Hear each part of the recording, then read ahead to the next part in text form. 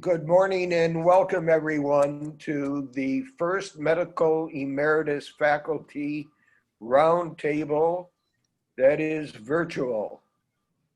I want to give a special thanks to members of the Medical Emeritus Faculty Society and members of our medical school, the Jacobs School of Medicine and Health Sciences, and all those in the community who help to provide services to the refugee and asylum seeking community. And some of those community resources have been Catholic Charities, Jewish Family Services, Journey's End, the International Institute, Jericho Road, Viva La Casa. And if I've not mentioned you, please forgive me. Now, I want to give special thanks to the behind-the-scenes workers, Jennifer Turkovich and Jennifer Britton, for all the marvelous work they've done in helping to create this program. I want to let you know that as of the latest statistics I could gather, there were 1,122,697 cases as of March 31st of this year, awaiting appearances in federal immigration court. That is the backlog. And to those of you that have just joined, I want to recommend the 6-part Netflix program, Immigration Nation, which is extremely well produced and photographed and very disturbing. Now, if any of you have questions during the course of this program, please type them into the chat section located at the bottom of your Zoom screen. It is a distinct privilege to describe to you the background of our speaker today, Dr. Kim Griswold. She is a graduate of Bard College, majoring in drama and English, heavy emphasis on the drama. She achieved her RN degree, her RN degree from Upstate Medical School, her Master's of Public Health degree from Yale University, her medical degree, thank goodness, from the University of Buffalo.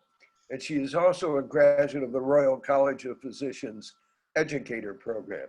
She has dedicated her practice to the treatment of mentally ill adults, immigrants, and refugees seeking asylum, and underserved overseas communities. She has been, as you would expect, a marvelous role model for pre-medical students, medical students, and medical residents.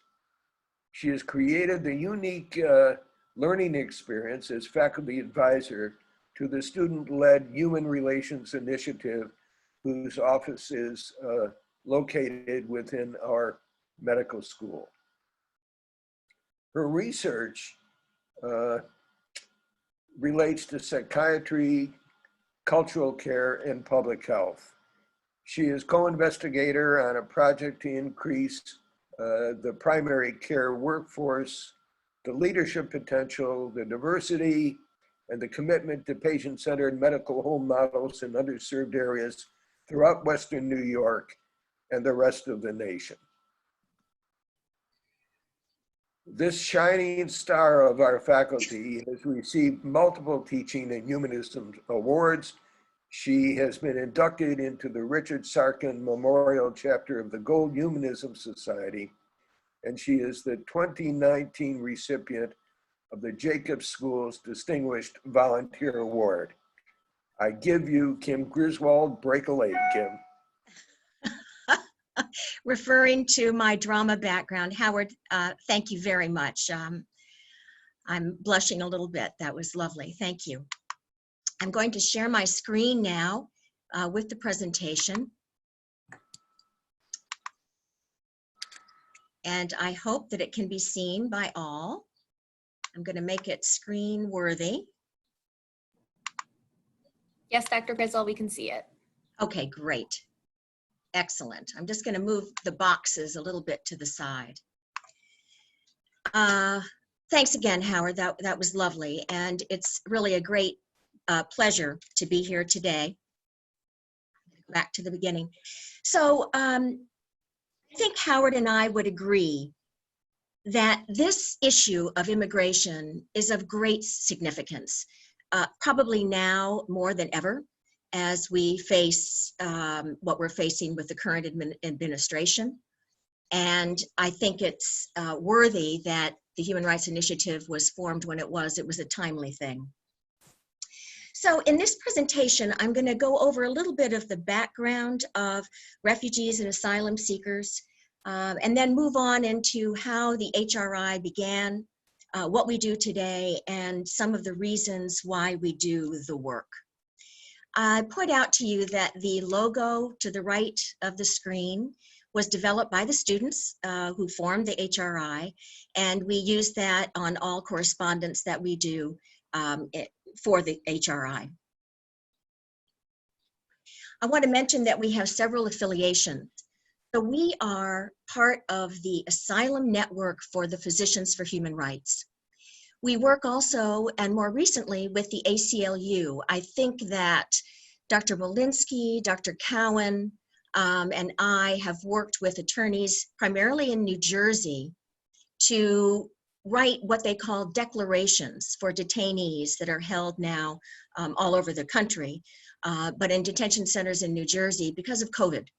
And COVID poses huge risks, as you know, in congregate settings, and the detention centers were not prepared and have not offered appropriate rationale for keeping detainees in their prisons who have done nothing more than be in the country illegally. These are not people that have done anything criminal. We're an affiliate of the Center for Survivors of Torture at Jewish Family Service of Buffalo and Erie County. More on that in a moment. This is a wonderful center that began in 2014. We work with the Erie County Bar Association, VLP, ECBA, and this is important for two reasons. First, the lawyers are fantastic, but they have two offices, one in downtown Buffalo and one in Batavia. And we are one of the few Asylum Network student clinics that have these direct links to a detention center. And this has a lot of ramifications, which I'll talk about in a bit. The center is a partner of Journey's End Refugee Services, primarily through their attorney network. And those attorneys take care of many of the individuals at Vive la Casa. And just a little bit about Vive, I'm sure many of you know about it. I worked at Vive from 1988 to 1992 as a nurse, and it's gone through a lot of changes. And currently, it is one of the largest refugee shelters in the United States and receives asylum seekers from the southern border. ICE and its people know about Vive. I think currently Vive is probably pretty full, and most of those individuals are seeking asylum and are represented by attorneys at Journey's End. And the University Department of Family Medicine gives great support to our student research and for student outreach and activities both locally and nationally. So who's a refugee? And one of the difficulties with refugee and asylum work are the differences in terms, and it's made a huge impact in terms of research because everyone uses a different term. More recently, migrant is the term that people use, but the heterogeneity of terms is a problem because you can't really do any standardized research because all the studies look at different things. But there are certain definitions that are founded in law and are part of human rights law now. So refugees are persons who've been forced to flee from their country because of persecution, war, or violence. So they are fleeing trauma. And they must prove that they have a well-founded fear of persecution for reasons in red. Now, these are called the 5 protected grounds in law. So the refugee or asylum seeker must say, I'm fleeing because I was persecuted for my race, for my religion, for my nationality, for my political opinion, or for membership in a particular social group. And the latter, we've seen a lot of individuals who are part of the LGBTQ community. Many countries, it is illegal, and in other countries, they are dreadfully persecuted. It's very important to know that asylum seekers are refugees. They fit under this law. So when you hear that, you know, they're here illegally and they're terrible, they have a right in law to claim asylum, which has been glossed over recently. Now I put this up, it's a little confusing, but the 2 yellow arrows I added because they say something about what's happened recently in our situation. A refugee is granted a refugee status outside the country. They are usually in refugee camps, some for longer than 20 years, and they are vetted, as they say, through the Department of Homeland Security and the U.S. Department of State. They are thoroughly cleared and allowed to enter the United States as a refugee through the Office of Refugee Resettlement. They are welcomed and supported by the agencies that Howard mentioned at the beginning. We have 4 resettlement agencies, and they support refugees in our community. Prior to 2016, there was a cap of refugees. There always has been a cap allowed to come into the country set by Congress. Congress funds the Office of Refugee Resettlement. Now the cap, when I first started the work, was sometimes over 100,000. It has come down, but for a long time it ranged between maybe 40,000 to 80,000. Since the current administration, of course, it's gone down to almost 0, and of course during COVID it is 0. But that program gives refugees status, and then they are protected. The other clarifications, B, C, and D, are the asylum processes that people must prove to be granted asylum. Affirmative, they come in on a valid visa and then claim asylum. Arriving asylum seekers request asylum at the border. The most difficult is the defensive process. These are individuals who come in illegally, do not have status, and then try to do an asylum claim after that. There are 2 problems with that. One is because of the current feeling about immigration among many that they should not be allowed to enter, they're illegal. But secondly, asylum claims have to be made within a year of putting your foot over the border. And if you don't do it within that year, the immigration judge or officer can just deport you immediately. Now there are other legal remedies to go against deportation, but they're very difficult to prove. The yellow arrows I put in to show that, first of all, you're welcome as a refugee, but secondly, now when you come in, you are going to go to detention. Under Obama and other administrations, although they deported many, they did, people were allowed, while their asylum claim was being processed, to work in the community and to take care of their families. That is not the case anymore. Over 90% of these individuals are detained and put into centers, and these centers are jails. I mean, they're prisons. And they can be deported summarily without seeing an immigration judge. Those of you who have watched Immigration Nation, and I'll talk about this a bit in a minute, that immigration judges are under the sway of the Department of Justice, and they have no recourse. So that's just a schematic to show you how people come into the United States.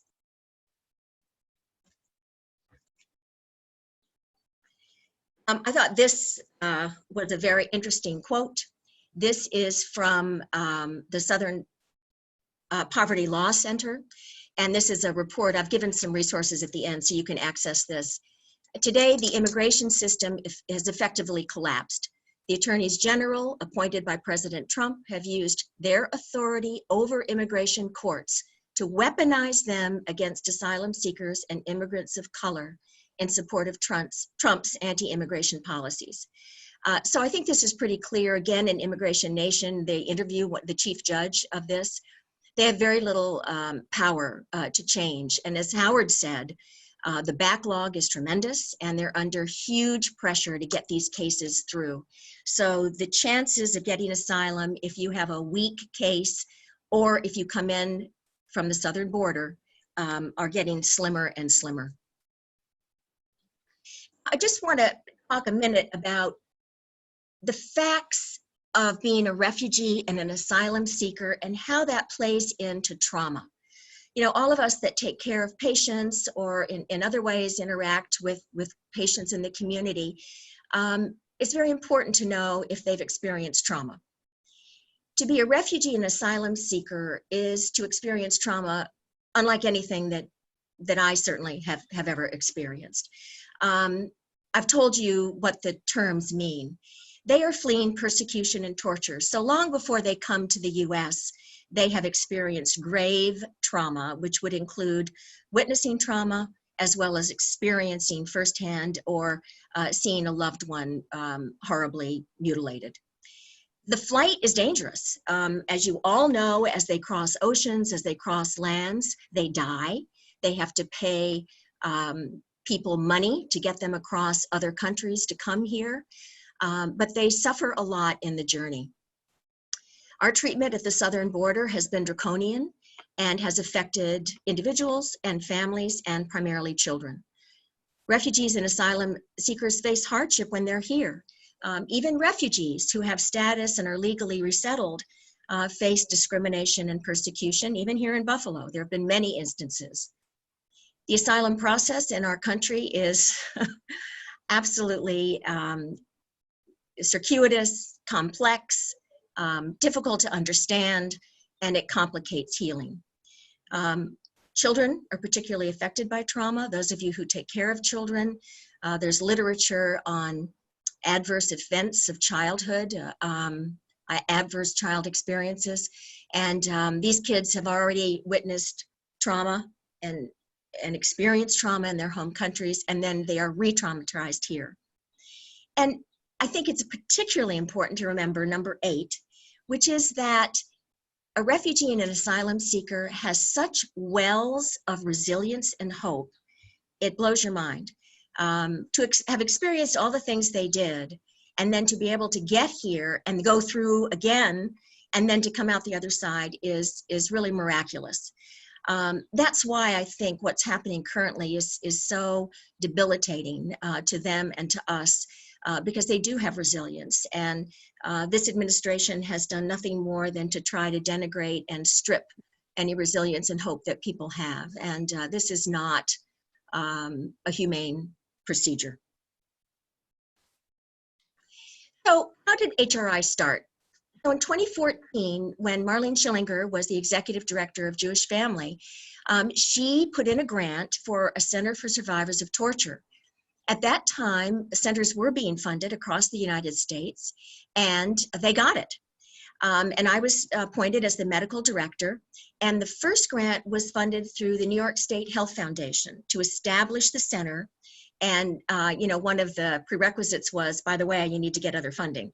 So, you establish something, and then of course you have to rally around and get grants. So in 2014, I had 2 summer students from UB, 2 medical students who were going into their second year. And I thought, well, this is a good way, let's get them involved and start doing some research on this. So that's how it was born. And the 2 beginning students, Kathleen and Diva, got students involved, and it grew from there. A year after that, the Jewish Family Service got a grant from the Office of Refugee Resettlement. They were funding, they had money from the Congress to support some of these centers. And that was a 3-year grant. And it was fantastic. That really got the center going and got partnerships going, which was great. The funding lapsed after that first 3-year period. So we had sort of a year off, and that's when I mentioned that the attorneys had to pay for interpreters. but then it was renewed late 2019, 2020. So we now have another, I believe, 4-year grant through Jewish Family.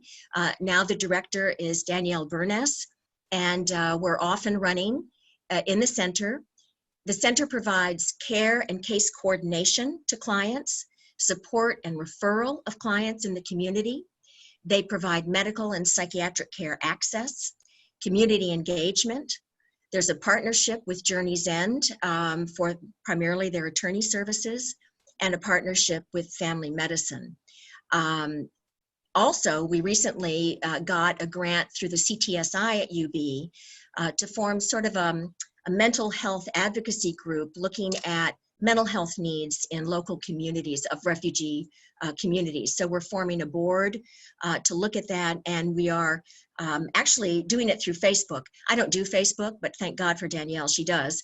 So getting Facebook groups together to look at refugee communities themselves and having them a leading part of this grant is what we're working on now.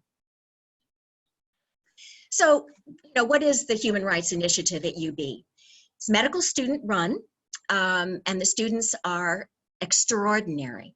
All 4 years are represented on the Human Rights Initiative. We're the 4th most active clinic in the PHR Asylum Network. Everyone is trained through Physicians for Human Rights, or trainings that are offered off-site. I mean, before COVID, people traveled to get trainings. We now provide trainings here at UB on an annual basis. We're doing another one virtually this year. And I just wanted to point out, and there's a link in the resources, the North American Refugee Committee has a conference every year. It's virtual this year, and they are offering a virtual forensic training in October. I've supplied the link. It's free of charge. You have to register. So anyone who wants to do the work or wants to know more about the work, I recommend that you sit through one of these trainings. The trainings cover sort of what people have gone through, and particularly for an examiner, how you examine and what you have to do, and the language that you use for examinations, which is the Istanbul Protocol. Clinicians who examine these asylum seekers, we can't say in court their case is credible. Credible is a legal term, not a medical term, and we have to remember that we're the medical people and they're the legal people. So we use consistent with. There's a rubric up to 5 categories. Something that would be diagnostic of torture might be female genital cutting or circumcision. Something that might be highly consistent with torture would be cigarette burns or whiplash tracings on the skin, or it could be not consistent. So that's what we use. The students not only provide executive running of the HRI, but we've trained over 100 students to scribe.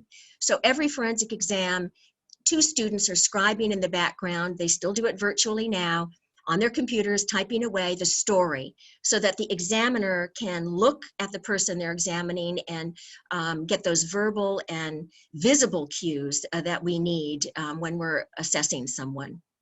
The students prepare all the affidavits initially. Then they send them to the clinician. We read it over. We go over things with the student, and then those are sent to the attorney. The students conduct research. The students do community outreach and education, and the students do social media. I don't know how many of you are on all the social media things. I do Instagram and Twitter. I don't really know how to post, so I don't do that, but I read. And what these students have done on social media, particularly Instagram, is just fantastic. They have links, resources, advocacy. It's just wonderful. So, the students are leading the way, as is so often the case. Our current HRI team are the executive directors, and what the students have done is the numbers after their names are the year they're in. I'm going to try to get rid of this thing. Yeah, there we go. they've done it by year so that the fourth years who have less to do can be executive directors, and the third years who have lots to do in school take other roles. So currently, Claudia and Richie are fourth years that are sort of the executive director presidents. The vice president, Sarah and Sam, served as forensic coordinators last year, but of course the third year is a heavy load. So they are doing that, but all of the students engage in our meetings and our discussions, and we have an agenda that they are running. Events and advocacy are led by Natalia and Afreen. Natalia is a fourth year, Afreen a second. Currently, our forensic coordinators are Victoria and Erica, and they, again, every student is absolutely amazing in the work they do, in addition to the work they do in medical school. It's particularly important to know that in COVID, we've had to change over to virtual. So Victoria and Erica and Claudia and Richie have had to sort of change everything around, make sure that we can do a Zoom, get the interpreters in on Zoom. We're working out how to take pictures of scars on Zoom. And we're looking at other means to make the virtual exams even better. Our director of research is Maria Coluccio. She's a fourth year and has done outstanding research work, which you'll see in a moment. Research assistants are Kirsten and Yasmin. And community outreach is led by Trinitas Boyi. And she, on World Refugee Day, many of you may have seen it, she was the one responsible really for doing so much on those virtual proceedings, and there were many kits that were distributed around the community. So I cannot say enough about the students. They are what makes this work go, and they make the work better. So how does it work, actually? So we receive client applications through the student board, through Physicians for Human Rights. We are part of their network, so we get emails from them saying there are people in your community that need asylum work, and now we're getting more and more virtual work. And community attorneys, the attorneys that we work with that I showed you, but other community attorneys that might occasionally do immigration work. The students schedule all the exams. They provide all the paperwork online so that everyone can see it. And then they recruit the trained medical student scribes for each forensic exam. And what we do is we buddy up. So we have a trained, a scribe who's experienced, and then someone who maybe hasn't done it before. And then the students coordinate with the agencies, the interpreters, the medical and psychiatric providers, the national run student clinics, or anyone else that has to be engaged in the particular forensic exam. Now, the detention centers are here in red. We are one of the few, if only, human rights student-run clinics that works with detention centers. And I just want to give you a brief resume of why that happened. In 2014, when the Center for Survivors happened at Jewish Family Service, one of the attorneys in Buffalo who was sort of involved in the work had the Physicians for Human Rights come to Buffalo at the Buffalo Club to give a training. And this attorney invited all of his, people in his network.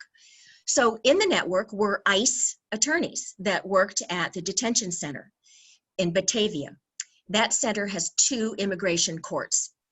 So they came to the training, and PHR said, oh my goodness, we don't usually give these trainings for forensic exams for ICE. So this was unusual. What happened was they had a mock immigration court. So PHR was on one side and the ICE attorneys were on the other. It was fantastic. And there was sort of a common meeting of the mind. And I think some of those attorneys that represent clients in the detention center for the state found that we were objective examiners. We were being trained objectively. We are not advocates for the patient per se. They are not our patients. We do not take care of them. We do this objective exam because we're trained and have experience. And I think that paved the way for us to see our detained clients. The center will bring clients to us. Even now, they are willing to do that. We are not willing to see them in person yet. It would be unsafe for our students and for us. But it's quite interesting how this has occurred. They always come with 2 guards who are armed. There's been problems with some of the guards, as you might imagine, but it's quite interesting. And I think going forward, we can use this in a way that will help our clients. So why do we do it? Why do the work?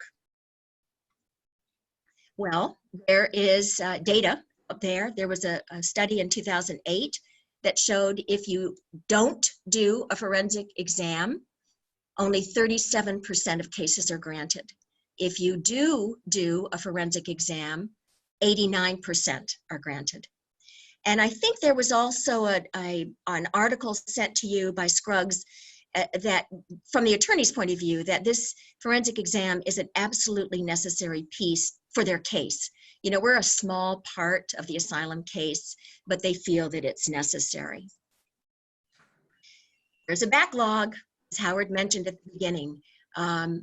Look at this, and I just want you to see that as it started to rise, 16, 17, 18, 19, that's 2020, up we go, based on our experience over the last 3 years. Highest number in Texas, California, New York, and Florida. This is the detention center. So as you see, you look across 2015, there was a low, and then what happened? Up it goes. And as you watch Immigration Nation, you will see some of why that is, that there are private subcontractors that are making money, and that the conditions, and some of the conditions that those of us who are doing declarations are hearing about in these centers are horrifying and unnecessary. And, you know, I think it's interesting that Kamala Harris was just asked to be the vice president candidate with Mr. Biden, because she has a strong background in immigration. So it would be helpful if they're elected. I think she might play a key role in this going forward. I think the most horrifying thing to me that exemplifies the cruelty of this administration is what they did with families. Donald Trump said, quote, "When you prosecute the parents for coming in illegally, which should happen, you have to take the children away," end quote. So 2,654 children were separated from family for months. And though many of them have been reunited, many have not. And this is, I think, a policy that certainly as physicians or others that care about children and families in the community, this is not only unnecessary, it's cruel and unusual punishment. And PHR has actually called it torture. And I would agree. This is a quote from a gentleman, John Amaya, former deputy chief of ICE. And he says, quote, "It is the strategy to tear families apart, which to me is unconscionable, and bring them maximum pain, and to use that as a deterrent," end quote. And I think that sort of exemplifies what we've seen in this administration across the board. Why else is the work important? Okay, it makes a difference. We've seen that. It provides links for asylum seekers to medical and psychosocial care. They are undocumented, so they have no insurance, obviously. But because we have the Center for Survivors of Torture here, because we have refugee work recognized here and people working in the field, we have a lot of resources that we can offer. As a matter of fact, one of the individuals that I did a declaration on in New Jersey was released from his detention center and is now living here, getting services from our center. So this is an example of how we can reach across state lines and borders to help others that need it. Trauma-informed practice is one of the most important things I think we can teach ourselves and students. Students learn to listen actively, you know, throwing away sort of that review of systems if you're examining somebody, and really listen to their story is probably the most important thing that we can all learn to do when we do a forensic exam. Students learn to identify the signs and symptoms of severe trauma, and then with their clinicians, learn how in the future these individuals can receive some healing. It's a training for all of us and medical students in social justice and advocacy and community engagement. no matter what your feeling on immigration is, I think we could all agree that the current situation is not the way to do it. We must be humane and tailor laws so that we help people as best we can, at the same time preserving the laws of our nation. And it's an opportunity for us as clinicians to learn and teach and work with medical students and to role model. And it also engages students and us in scholarly activity, and shows students how your work can be sort of part of the system, and going forward, be published in areas where people can spring from that and make the work even better going forward. So here are some achievements. Total of 127 clients. 30 have been granted asylum. Many are still pending, as you saw. 9 were denied. A couple of those won their appeal.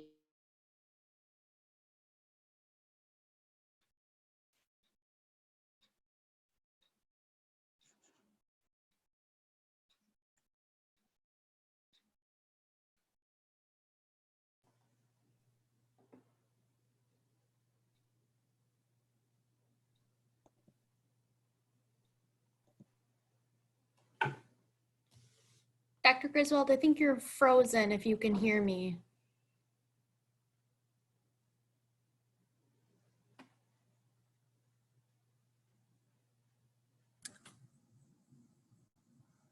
Dr. Griswold, you may want to relog back into Zoom.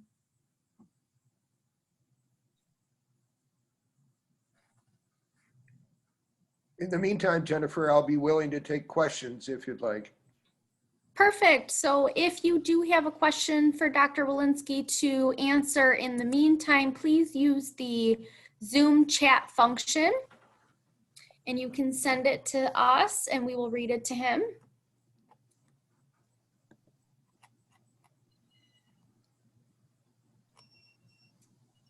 And I will let you know when Dr. Griswold comes back. If you don't have a question, you may also comment on what you think of the presentation so far.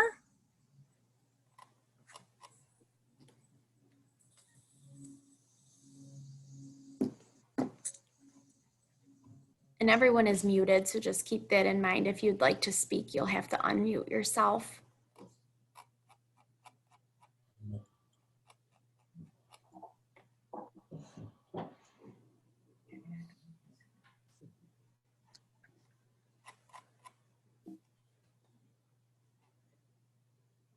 I guess this goes along with our first virtual opportunity. Sometimes we have some technical difficulties.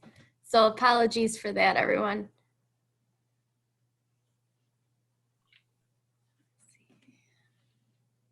Dr. Wilinsky, now I know that you're involved with the UB initiative. How is your experience going so far? Well, it's been mutually rewarding. I love working with the medical students who are scribes, and of course, hearing the stories from the asylum seekers is eye-popping. It certainly has opened my mind to new views and understanding what the current administration has done to alter the evaluation and processing of immigrant seekers or asylum seekers. It really has been an extraordinary experience for me. And what is your role with the group? Are you serving as the physician? Do you do a little bit of social work? What is your role within the group? I do psychiatric evaluations of those asylum seekers whose attorneys have requested the psychiatric portion of the evaluation. And then I testify in federal immigration court. Very interesting. So to answer Sharon, your question on the presentation, I'm assuming you're asking how to obtain a recording of this current presentation. We actually will be downloading it on our Health Sciences YouTube channel. So after this, give us a little bit of time to download it and edit it, and I will be emailing it out to this group. I'm so sorry everything went down.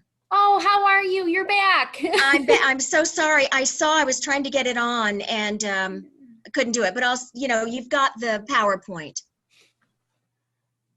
Do you want to share your screen again? Oh, wait, hang Sure. on. Where did it cut off? Let me make you co-host, Dr. Griswold. Hang on Okay. for a second. I'm so sorry. This is so Oh, please. frustrating. I think it just goes with the territory of this new world. I guess. Okay, so you are a co-host, so you can now Okay. do the same process that you did before. Yeah. Where did it go off? Why is this work most important? Yep. Oh, okay. Well, okay. So I can go over that quickly. And you did go over that. Okay, good. All right. Achievements, did you hear that? Yep, We that's what did- you were starting Yeah, on. you were starting Oh. right there. Okay, great. So this is good. It's at the end. So this is what a student said. Let me just get rid of that. Can you still hear me? Yes. Yep. God, horrible. Okay, so a student said, this is one of the most valuable and formative experiences of medical school. Bearing witness was harrowing and humbling. It cultivated empathy. Now I feel better equipped. Above all, it inspired me to establish career and personal goals aimed at championing the rights of the world's most vulnerable. An attending said, I discovered a new dimension of myself. And in this work, I can help individuals. The final determination of asylum is a concrete benefit. Helping a refugee achieve legal status in this free country is really to save a life. And finally, it is the obligation of every person born in a safer room to open the door when someone in danger knocks. And I think we can look at this not only in a global perspective, but here at home, every person who's knocking, we should be able to listen. Here are resources that I provided for you. Forensic training is offered in October for the Refugee Health Conference. HRI website is at the top, the Southern Poverty Law Center on immigration judges, and I highly recommend the poem Home on YouTube by Warsan Shire. It's like Immigration Nation. It's hard to watch, but it's necessary. And then from The Guardian, the quote about the safer room. We get resources and work with ACLU, HR, Amnesty International, and United High Commissioner for Refugees. And finally, this is a picture from our training last year, the student group that participated and actually ran it. And to my right is Brenda Cisneros, who is one of the immigration attorneys for the Volunteer Lawyers Project and works in the Batavia office. And with that, I will cease and we can have discussion. Thank you.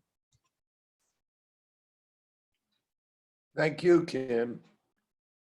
Thank you. It was a great program. Makes me proud to be a UB graduate. Yeah, I want to also say that this is an outstanding program. The thing that's of interest is that University of Buffalo applicants to the University of Buffalo Medical School are asked to write an essay about why they want to come to UB. And invariably, when they talk about UB, they talk about programs such as this. It really makes a huge mark, not only locally, but nationally. And you're to be very much congratulated on this. Kim, you said that you're not an advocate, but you are an advocate. And what's wrong with being an advocate in terms of... I didn't mean to say that. I am an advocate. Well, yeah, okay. I am an advocate, of course. And that's the problem in court, right? They think I'm a bleeding heart and want everyone and their brother to come in. But you have to be more objective if you're in court or you're writing the affidavit. You know, if you say, I'm an advocate for this person, it might go badly in court. Thanks. Kim, could I ask you, you talked about the trauma that the victims, the immigrants suffer. That's obvious, I think. Can you talk a little bit about, is there trauma to the people who are in your group? Great question. Thank you, Reed. Yeah, you know, it's part of the training through PHR talks about vicarious trauma that all of us who hear these stories might endure. We're particularly careful with the medical students, you know, because some of them are first and second year and may not have encountered anything like this. So every student, after we have our forensic exam, we meet with the student, the clinician does, and talks to them. And then the students themselves provide outreach to the students, and we have links if there's any problems with mental health or anything like that. We're well aware of that and have links and connections for all of that, because it is disturbing sometimes what you hear. And then, you know, what we're going through in this country is also disturbing and adds to that. You know, just looking at the news is traumatic in some ways, particularly if you've endured something horrific. So that's a great question, and we're very cognizant of that. Also, when I examine an asylum seeker, I try to understand whether the students have been impacted adversely, and if so, I'm quite willing to provide support or recommend where they can get support. I'd like to just make the general statement. I'm sure all of us here are deeply upset by what we're hearing. I mean, not only the reality of asylum seekers, of what they have gone through, but what this country is doing at this time in terms of preventing any success.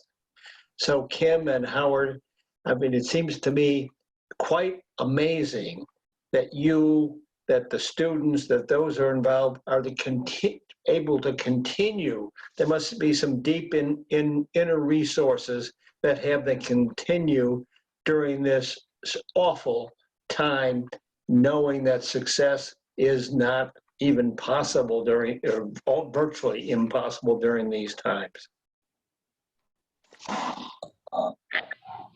Well, that's right. I think what sustains me a lot of the time is the students, you know, working with them and hearing their perspective. They're very advanced, many of them, in their thinking and their thoughts about advocacy and justice. So, you know, I think that sustains me. It is hard, and I hope that going forward we can make some inroads into our immigration system that in the right way. I know there are many things that need to be fixed and healed in the system, but unfortunately over the last 4 years it's not been done in a way that is helpful or healing for anyone. I don't know, Howard, do you have other thoughts on this? No, I think you expressed it extremely well, Kim.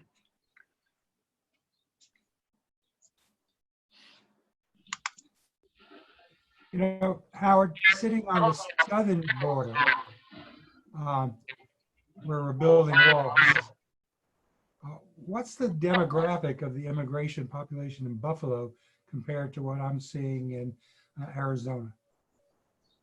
Well, Len, the majority, I've done about 30 evaluations now, and the majority that I have seen have come from Africa.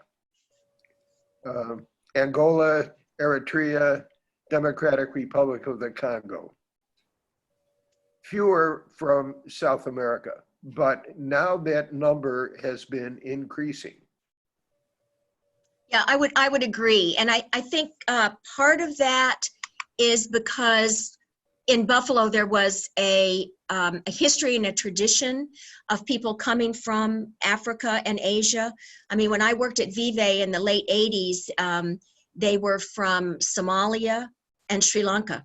So over the years, it reflects the wars that are happening across the world here in Buffalo. But Howard is right, more and more we're getting people from South America because they send them here from the border, from the southern border, and from other detention centers up to Batavia. Yeah, sitting in Arizona, it's a different model. Clearly, I'd like to move some of the money we're spending on our southern wall up to you, and maybe you need a wall between you and Canada. I'm joking. Tear that wall down, please. As the Medicaid director in Arizona, about 50% of our births in the state, 100,000 a year, were to people on Medicaid. And half of that population were immigrants, either here legally or undocumented. And so dealing with that has been an issue that I dealt with going back to the 80s. Are you or any of the students? No. I can't hear you. You're muted, Ginger. Set on mute. Are you or any of the students able to follow up on what becomes of the people you've interviewed, and do you have any idea what percentage end up being deported? It's another great question. Very hard to get results because it takes so long in the system. I think the students might have some data on the deportations. I don't right now. Probably it's been increased, but I don't have a number for you. But that's one of the research projects that the students are working on, calling every attorney to find out what happens to that individual case. I think one of the Yes, interesting things, one of my frustrations. I would very much like to know the outcome.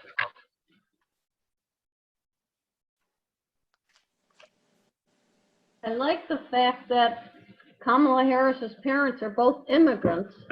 I think that should be pointed out, hopefully, during the election time. Yeah, she's a staunch advocate for immigration reform, so Yeah. that would be good. Who in our background doesn't have immigrants? Of course. It's a country of immigrants. Sure. Well, I think one of the things that's so interesting is that, under the current administration, certain things have been unleashed. And when you see Immigration Nation, it's quite interesting. They have to do what they're told in many ways. And what they're told now to do, they're carrying out sort of in a robotic way. Sadly, sometimes it's also a cruel way. Yeah, one of the things that impressed me about Immigration Nation was hearing some of these workers for ICE that sounded to me like concentration camp supervisors and so forth who say, well, I was just doing what I was told. Right. Right. Wow. Right. I think the other thing that just tears your heart out is when people are mocked. It happens all too often right here in our own country and in other ways. But on this show, they're laughing or they're mocking people who are sitting in front of them in shackles who've just been torn away from a kid. And that's hard to see. Maybe before, as we reach toward the end of this extraordinary session, how do other countries manage this? How different are we from Canada, England, France, et cetera? Are any other countries as bad as we are at the moment, or is this unique to the U.S.? Well, other countries are, the countries they're fleeing from, of course, are worse in many ways because they are tortured and killed in countries that they're fleeing persecution. Canada does better. There's a Canadian network that I'm a part of in terms of their asylum and refugee claims, and they're doing better. They don't have the population we have, so they actually welcome refugees and asylum seekers in some ways, but they're more moderate. They have a cleaner system. They have problems, they're not perfect, but they don't have this draconian view of immigration. I think the UK, again, does not have what we have exactly. It's so confusing and dreadful a system.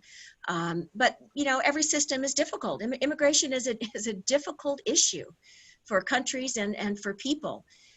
Does everyone who come and wants asylum, are they telling a straight story? No. But if you were trying to protect yourself and your family, would you lie? Maybe. So, you know, there are all these different things to take into account. But, you know, under President Trump, it's taken on sort of a new level, that this focus of not only anti-immigration, but anti the other. So the xenophobic veneer over everything, I think makes it a little bit different here in the States. Kim, I noticed in the chat box a question, how can we help? And secondly, are you in need of additional physician volunteers? Yes. And Yes. what will that training be offered? I tried to Excuse me. jump in and was not able successfully to get into one of those out-of-town programs. So it's Yeah, that's a great question. You can come to our virtual training, which I think is going to be also in October, and then the forensic training offered through the NARC conference. The link is in the PowerPoint, and it's free, but you have to register. Do you know when in October those are? I do, but I can't recall. It's in the link. It'll be in the PowerPoint. Is there anything else the Emeritus group could do for you in your efforts? Well, that's a great question. Yes, good. Yeah. Well, Money. you know, the Money. students are looking for money. I mean, we're all pro bono. You know, the work is all pro bono. We don't get paid in any way. But the students are trying to fundraise for different things in the community, and what I can do is put that on the agenda for them, and they can talk it over and see what they might need. And I also was wondering, do you use telemedicine resources in doing the assessments of the individuals, particularly the physical evaluations? We are doing that now. All of our forensics are virtual now, yes. Do you do that through one of the clinics or No, we do it through Zoom at UB.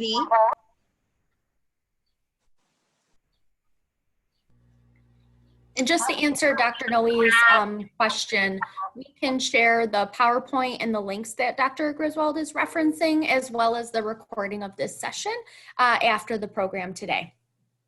and perhaps Jennifer. Oh, Dr. Noe, I think you went mute for a second. Perhaps through the foundation, Jennifer, you could let the faculty members know how they might contribute and, you know, what the destination of contributions might be. Good. Very good thought. Absolutely. And we can keep in touch with Dr. Griswold, especially after she speaks with her student group in regards to their fundraising needs. We can share that with the group as well. That would be wonderful. There's no question that we need more examples. Hang on, Dr. Wilinsky, was that you talking? Yes, I said. Okay, go ahead.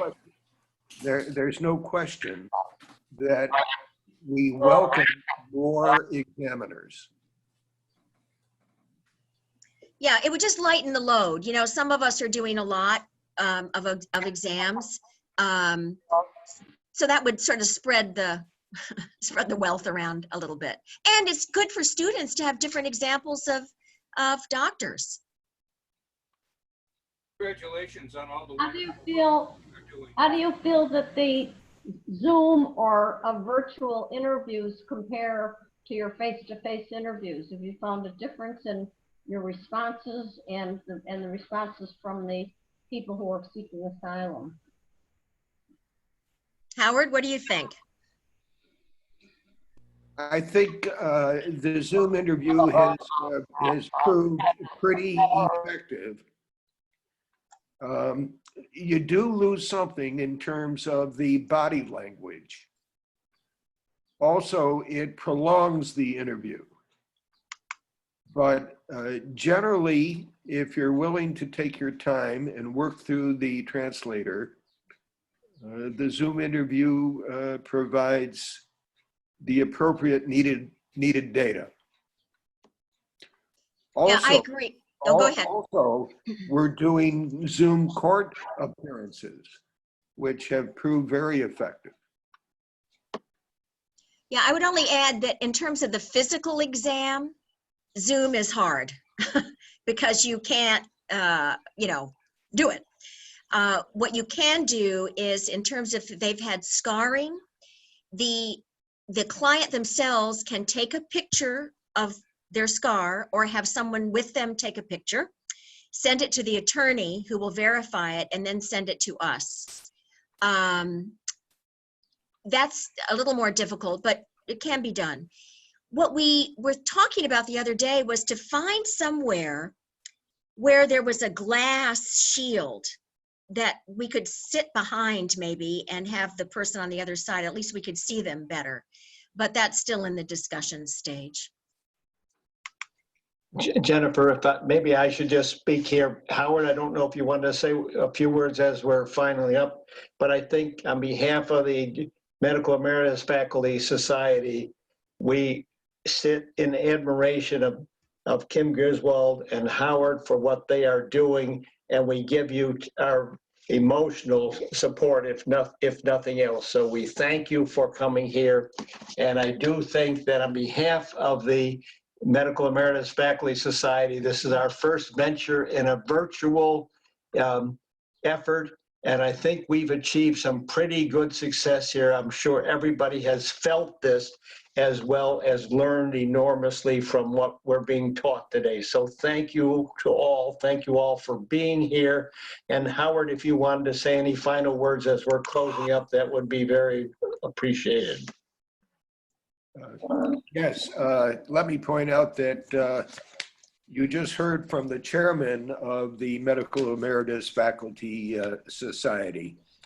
I just want you to know that the Medical Emeritus Faculty Society is going to have future programs, and that you can check their email by this email address, medicine.buffalo.edu/capitals MEFS. Thank you everyone for your attendance. It has been a pleasure to have Thank you all. Thanks, Thank Howard. you, Dr. Griswold. Bye. Bye, Bye-bye. everyone. Thank you. Thank you. Dr. Griswold, we got some really great